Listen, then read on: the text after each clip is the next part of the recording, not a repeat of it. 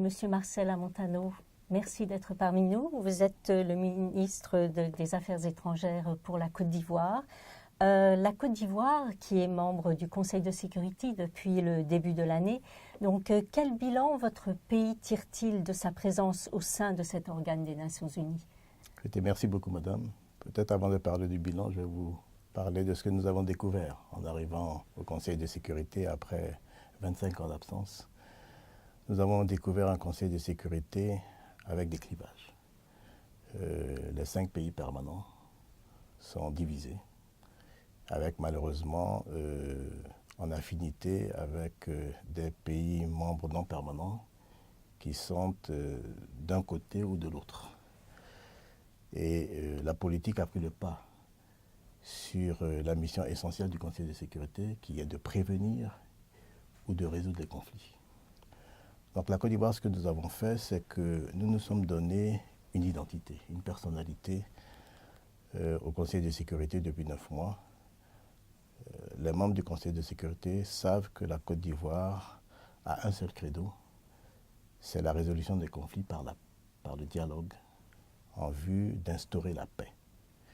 Et toutes nos prises de position au sein du Conseil de sécurité ont consisté à nous maintenir sur cette posture, de sorte que nous avons acquis une certaine indépendance au niveau du vote des résolutions et au niveau de nos prises de position, qui nous a valu, je dirais quand même, un certain crédit aujourd'hui au Conseil de sécurité. Donc la Côte d'Ivoire est, je dirais, fidèle à ses principes, au principe du père fondateur de notre pays, le président Félix Houphouët-Boigny, au principe de son disciple, qui est le président Alassane Ouattara, la paix par le dialogue. Et bien sûr, l'opération des Nations Unies en Côte d'Ivoire, l'ONUCI a fermé en 2017, et la mission aussi des Nations Unies au Libéria, la MINUL, a fermé cette année. Donc, quelles leçons tirez-vous de ces succès pour l'Afrique de l'Ouest? D'abord, nous sommes fiers. Nous sommes fiers que des missions puissent se terminer, parce qu'il y a des missions dans le monde qui durent depuis 25 ans, 30 ans, sur le continent, ailleurs, qui ne se terminent jamais. Et la leçon que nous tirons de ces fins de mission, on dit que l'ONUCI est une success story, c'est que c'est la qualité de la coopération avec le système des Nations Unies qui a permis à cette mission onusienne de bien se dérouler en Côte d'Ivoire.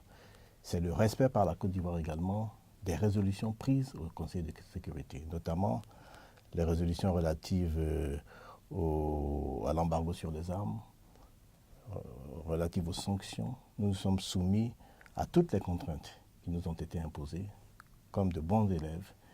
Et très rapidement, nous avons obtenu la levée de l'embargo et la levée des sanctions. L'embargo n'oblige pas les États, ne contraint pas les États à ne pas pouvoir acquérir les besoins pour faire face à leur sécurité.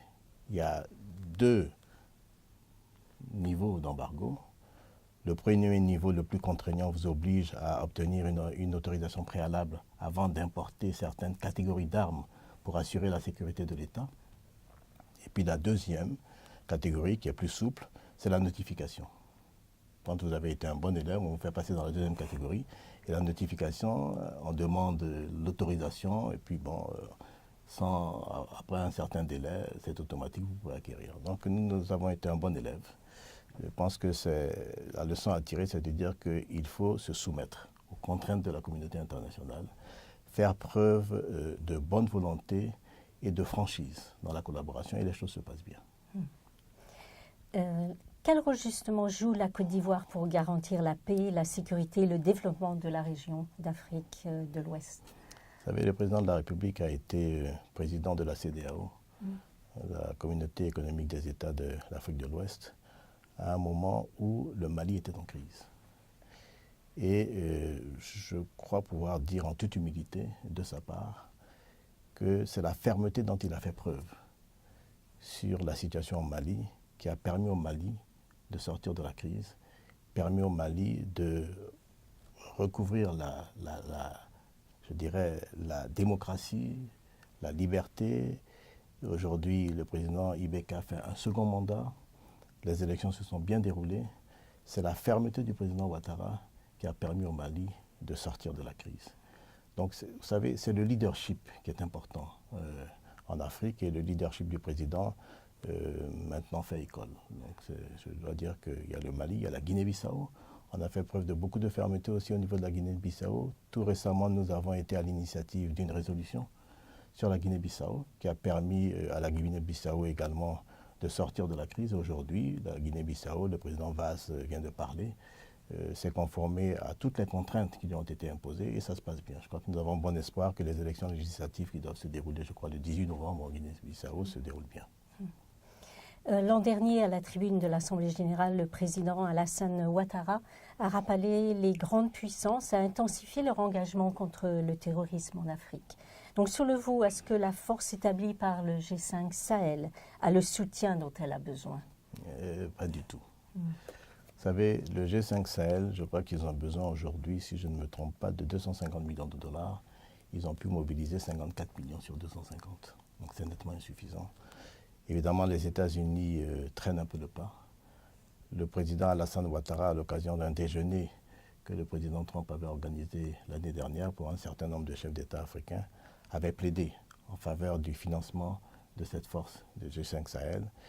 Et indépendamment de la MINUSMA, qui fait un travail excellent au Mali, nous pensons que le G5 Sahel est utile. Parce qu'aujourd'hui, le terrorisme frappe tous les pays frontaliers du Mali et descend jusqu'en Côte d'Ivoire. Boko Haram est connecté avec les narcotrafiquants du Nord Mali. Donc ça descend jusqu'au Nigeria, connecté jusqu'au Tchad, jusqu'au Nord Cameroun. Donc c'est toute l'Afrique qui est concernée.